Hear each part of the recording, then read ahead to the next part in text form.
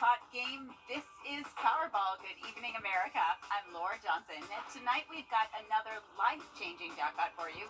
It's worth an estimated $22.8 million, so get those tickets out. Let's play. That first number up is 14. Followed by the number 42. Tonight we're going to meet Casturo Gonzalez, who won $250,000 playing Powerball. Now for the rest of those numbers, we've got 64, 16, rounding it out with 48. Your Powerball number tonight, good luck everyone, is 14, and your Power Play multiplier is 2. Let's take a look at those numbers one last time. Remember, there are multiple ways to win. We'll see you back here Monday night. Good night, everyone. Live from Augusta, breaking news. Breaking news out of South Carolina near exit 18 on I-20. The Edgefield County Sheriff's Office confirms one person has been arrested and another is still on the run following a chase that ended on I-20 near exit 18. This incident has been causing miles of delays since 7:30 this evening. Our Audrey Dirkherber is live near exit 18. Audrey, what's going on out there, and how did Edgefield County deputies end up in Aiken County?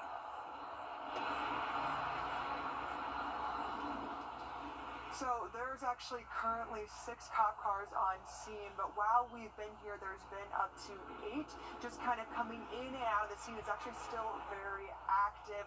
We heard canines barking. We actually saw people searching over here in the woods with flashlights, kind of looking around in this general area, gathering, talking about what is going on. But it all kind of led and ended at this point. The incident started with just a traffic stop, and while the cop was speaking to the driver outside of the vehicle, the passenger jumped into the driver's seat, then drove down the highway, which led to a police chase down the highway. During the chase, passengers shot multiple rounds at deputies. The driver tried to enter I-20 at this location where we're at currently and lost control, crashing the car and then one was actually taken into custody after the crash, and then the next person actually got out of the car, continued to run on foot, and we are unsure of what exactly happened. We're still waiting to get details confirmed from then on out, but like I said, it is still very active, and we'll let you know once we get more information. Alrighty, Audrey reporting live from exit 18. Miles of delays on I-20 right now. Thank you for checking in over there in Aiken County, Audrey. Now, sending things over here, more at 11, our tower cam captured an accident that happened just outside our news station around 8 p.m. in the center of Riverwatch Parkway and Alexander Drive. There was an ambulance and multiple emergency service vehicles on scene, but it cleared up within roughly an hour. We've reached out to the Richmond County Sheriff's Office, but there's still no word on any injuries yet. Now checking in with First Alert meteorologist Emily Acton. Emily, how's it looking for our weekend? It's looking pretty good, Craig. Temperature-wise this afternoon, we reached the 80s, so pretty warm out there, but that's seasonable for this time of year. That's the average high is right around that 80-degree mark. So now we're starting to cool off well into the overnight hours. We're in those middle 60s, and we'll cool off into those lower 50s overnight tonight. So not anything too extreme just yet. That will come later on in our work week. But here's a pickleball forecast for you. If you want to play some sports tomorrow, going to be a great day to get outside. Probably going to need a jacket early in the morning tomorrow. Again, we're going to start off in those 50s, but we'll warm up into the 60s by noon, topping off right around that 70-degree mark for some of us. Other spots will struggle to get out of those 60s, so another cool day for us, Craig. But once we get into the work week, we're really going to have to break out the fall wardrobe. Definitely going to be jacket heavy throughout the week, and I'll let you know about that coming up soon. All right, thanks for the heads up, Emily. Well, after announcing his candidacy for president as an independent instead of a Democrat, Robert F. Kennedy made a stop here in Augusta as part of his campaign. Our Audrey Dirkherber stopped by earlier to see what brought people out. Nothing else this is going to get the Democrats and the Republicans to think. Locals came out to show support. They say they are ready for something different. I think they're fed up of the same old, same old. Change. That's what people I spoke to today are hoping to get from Kennedy. And what I'm trying to do with this campaign over the next 13 months and in my presidency is to unify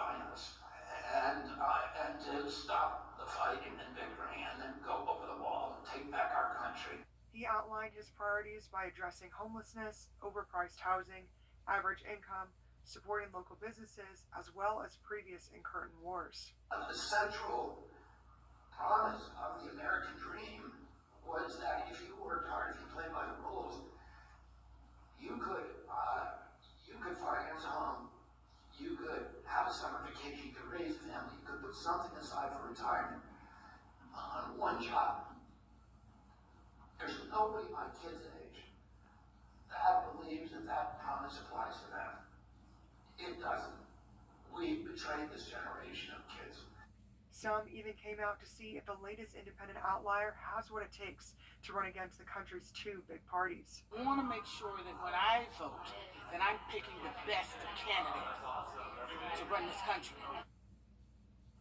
Already, in the Richmond County Sheriff's Office is investigating a house fire where 2 people were found dead.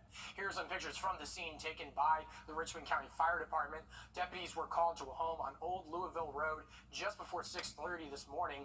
When deputies arrived, they found 2 people dead inside, and the coroner tells us an autopsy has been scheduled. We'll continue to keep you updated as we learn more. Another 2 people also died after being hit by cars in 2 separate incidents last night.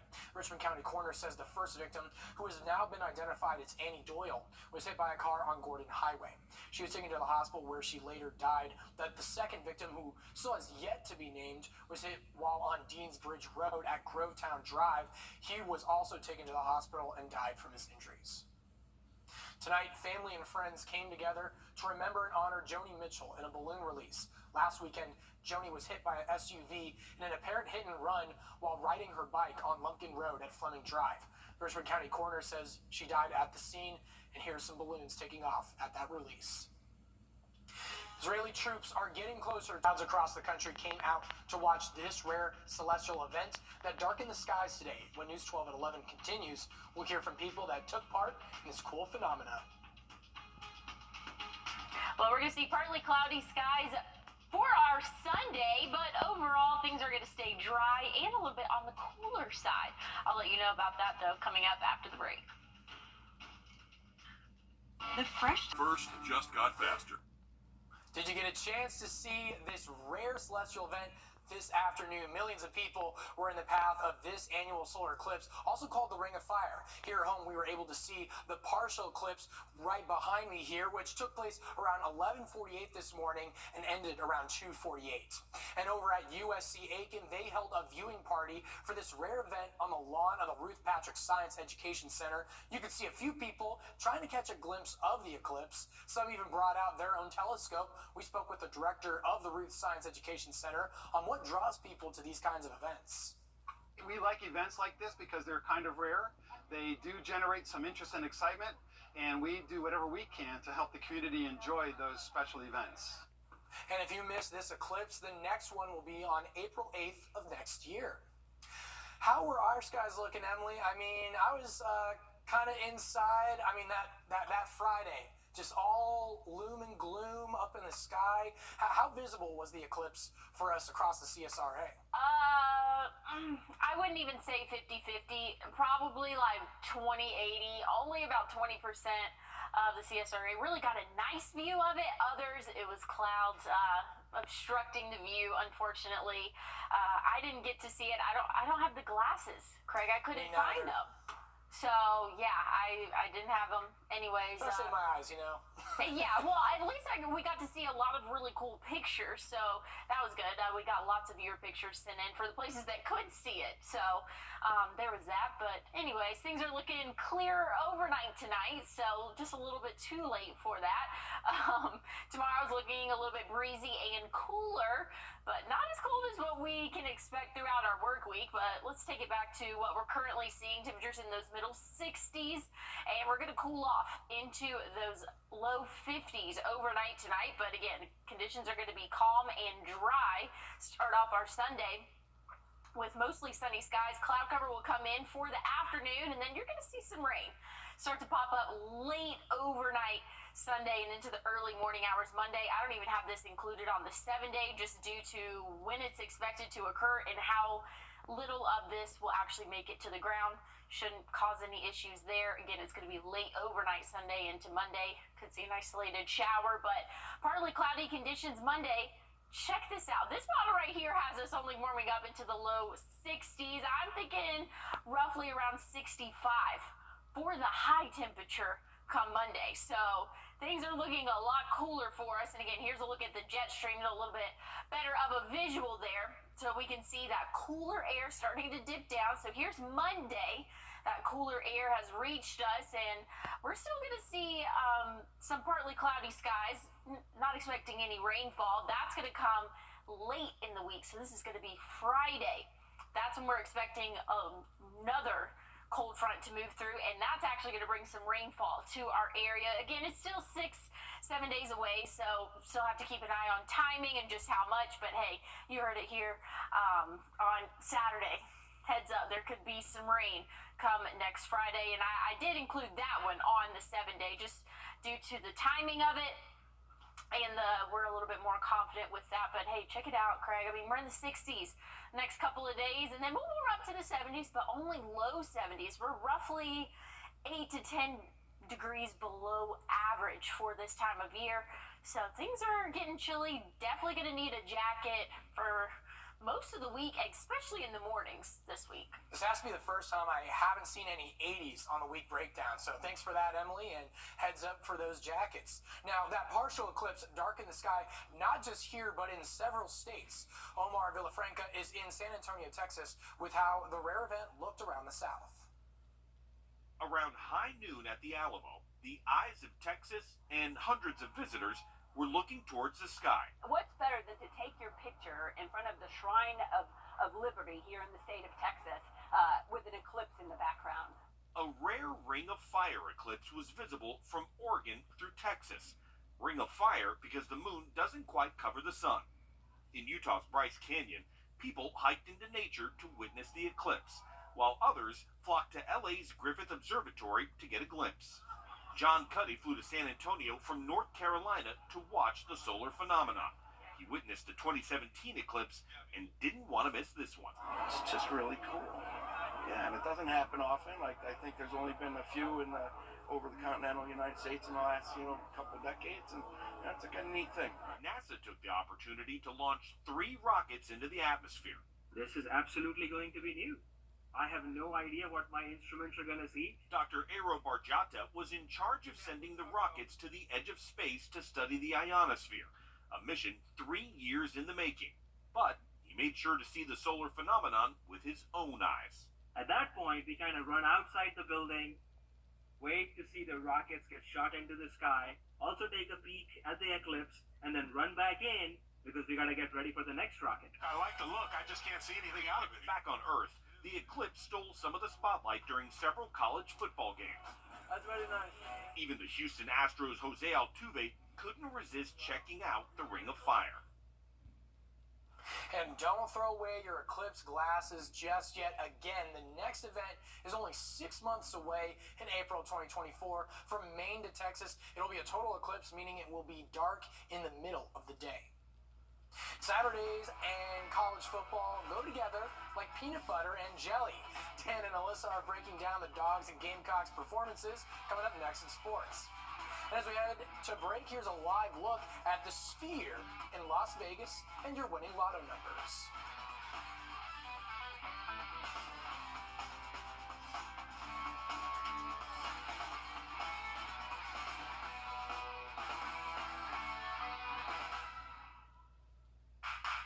Powered by Jim Hudson Automotive Group. On your sideline, sports brought to you by the Hawk Law Group. Good evening, everyone. After toying with their food for most of the season, last week the 2-time defending national champion and #1 ranked Georgia Bulldogs woke up with a dominant win against Kentucky. This week, the Dogs traveled to Nashville for a battle with Vanderbilt. Let's get to the second quarter. The game tied at 7. The Dogs are in the red zone. Georgia runs a tight end handoff to the one and only Brock Bowers. He breaks upfield and is called out at about the 3-yard line. That sets up a goal line touchdown touchdown by Kendall Milton on the very next play. It's great seeing him out there healthy and doing his thing. He is such a big part of what Georgia tries to do. It's 14-7 Dogs. On Georgia's next possession, they call a reverse to Bowers, and at the end of this play, he gets tackled low, and UGA's all-world tight end went down. Bowers needed to get helped up off the field, and he ended up leaving this game because of this injury. Kirby says Bowers is dealing with an ankle sprain, and his x-rays were negative, but that he'll be evaluated more after getting an MRI back in Athens. The health of Bowers is going to be a huge storyline for this team moving forward, and Vandy kept this one close, but Georgia got the job done on the road, 37-20, moving to 7-0 on the season. Any SEC game is always going to be a challenge. Did we play our best today? No, absolutely. We got our bye week coming up. We're going to watch the film, get better, improve. I always say that every week. You know, there's always areas to improve on. Some weeks more than others, but that's what we're going to do. As QB1 alluded to, the Dogs have next week off before heading down to Jacksonville for their annual rivalry game against the Florida Gators. Let's take a look at how the rest of the top four are doing today. Number 2, Michigan was in Ann Arbor hosting Indiana. The Hoosiers struck first, but it was Michigan the rest of the way, scoring 52 unanswered points in this one. The Wolverines remain unbeaten in a blowout win, 52-7. The number 3 Ohio State Buckeyes were in Indiana, taking on Purdue. The Buckeyes passing attack led by Marvin Harrison Jr. is out here making everyone's secondaries look bad, including Purdue's on this day. The Buckeyes keep rolling over the Boilermakers 41-7. And the number 4 Florida State Seminoles were at home against my Syracuse Orange. Keon Coleman makes a nasty catch right here with one hand going up. This play blew up everything on social media. That's as good as it gets, ladies and gentlemen, and the Seminoles moved to 6-0 for the first time since 2015. Automotive Group. On your sideline, sports brought to you by the Hawk Law Group. Good evening, everyone. After toying with their food for most of the season, last week the two-time defending national champion and number 1 ranked Georgia Bulldogs woke up with a dominant win against Kentucky. This week, the Dogs traveled to Nashville for a battle with Vanderbilt. Let's get to the second quarter. The game tied at 7. The Dogs are in the red zone. Georgia runs a tight end handoff to the one and only Brock Bowers. He breaks upfield and is called out at about the 3-yard line. That sets up a goal line touchdown by Kendall Milton on the very next play. It's great seeing him out there healthy and doing his thing. He is such a big part of what Georgia tries to do. It's 14-7 Dogs. On Georgia's next possession, they call a reverse to Bowers, and at the end of this play, he gets tackled low, and UGA's all work. First Alert Radar, powered by Jim Hudson Automotive Group. On your sideline, sports brought to you by the Hawk Law Group. Good evening, everyone. After toying with their food for most of the season, last week the two-time defending national champion and number 1 ranked Georgia Bulldogs woke up with a dominant win against Kentucky. This week, the Dogs traveled to Nashville for a battle with Vanderbilt. Let's get to the second quarter. The game tied at 7. The Dogs are in the red zone. Georgia runs a tight end handoff to the one and only Brock Bowers. He breaks upfield and is called out at about the 3-yard line. That sets up a goal line touchdown by Kendall Milton on the very next play. It's great seeing him out there healthy and doing his thing. He is such a big part of what Georgia tries to do. It's 14-7 Dogs. On Georgia's next possession, they call a reverse to Bowers, and at the end of this play, he gets tackled low, and UGA's all-world tight end went down. Bowers needed to get helped up off the field, and he ended up leaving this game because of this injury. Kirby says Bowers is dealing with an ankle sprain, and his x-rays were negative, but that he'll be evaluated more after getting an MRI back in Athens. The health of Bowers is going to be a huge storyline for this team moving forward, and Vandy kept this one close, but Georgia got the job done on the road, 37-20, moving to 7-0 on the season. Any SEC game is always going to be a challenge. Did we play our best today? No, absolutely. We got our bye week coming up. We're going to watch the film, get better, improve. I always say that every week. You know, there's always areas to improve on. Some weeks more than others, but that's what we're going to do. As QB1 alluded to, the Dogs have next week off before heading down to Jacksonville for their annual rivalry game against the Florida Gators. Let's take a look at how the rest of the top 4 are doing today. Number 2, Michigan was in Ann Arbor hosting Indiana. The Hoosiers struck first, but it was Michigan the rest of the way, scoring 52 unanswered points in this one. The Wolverines remain unbeaten in a blowout win, 52-7. The number 3 Ohio State Buckeyes were in Indiana taking on Purdue. The Buckeyes passing attack led by Marvin Harrison Jr. is out here making everyone's secondaries look bad, including Purdue's on this day. The Buckeyes keep rolling over the Boilermakers 41-7. And the number 4 Florida State Seminoles were at home against my Syracuse Orange. Keon Coleman makes a nasty catch right here with one hand going up. This play blew up everything on social media. That's as good as it gets, ladies and gentlemen, and the Seminoles moved to 6-0 for the first time since 2015 by dismantling the Cuse 41-3. The South Carolina Gamecocks are fresh off of their bye week, looking to make a second-half surge just like they did last year. Tonight, the Gamecocks have the chance to get back into the win column against the Florida Gators. Here's News 12's Alyssa Lyons with a breakdown from Williams-Brice. Listen, everyone is entitled to a vacation. Last week, the Gamecocks had theirs, and I find that once you come back from a vacation, some of you, like me, may struggle to get back to reality, or you pick up a second win and bring the heat. South Carolina couldn't decide against Florida. I'll give you the good stuff first. Gators lead the SEC in fewest yards in the air given up, clocking 144 a game. 144 a game. Spencer Rattler put up 148 in the first half. Here's 20 of them. It landed in the hands of Mario Anderson. He's acting like a video game out there to tie it up at 21 with change to go in the second half. I was ecstatic for him, and I was just calling him Super Mario before the play. I told him to go get in the box, and he did that, so I'm proud of him for that. The thing is, it's not game over until the last Gator leaves the pond. To the second half we go. Here's where things went wrong. The Gamecocks had distance on the Gators, sitting up 37-27. They converted 3 fourth downs on the Gators' final 2 drives of the game. Both ended up here in the end zone, making it a 4-point game in the Gators' favor. Disappointing that in situational football like that, we weren't able to get it done. But when they have 81 plays for 494 yards and 423 of those are on the ground, it's going to be a tough night. In the air, it's going to be a tough night. The Gamecocks were 1 away from winning on their own 36. Following calls for Hans, and this one might enter Rattler's dream tonight. Florida gets the dub. South Carolina gets to be 2-4, the worst start in a 6-game span under Beamer. They hit the road against Mizzou next week in Columbia. Alyssa Lyons on your side. Well, we didn't measure any rainfall today, and tomorrow's looking to be the same story. I'll have an update on your 7-day coming up after the break. Not enough. Advanced. Well, not looking too bad for the next 7 days. Definitely cooler than average, Craig, but I don't think we're too mad about it. Not at all. I'm loving the fact there's no 80s on the screen. It's fall, y'all. I love saying that phrase. Yeah, you're welcome. That's all our time here at News 12. I'm Craig Allison, and if you're up early, join Ashley Campbell and Crystal at 6. Have a good night.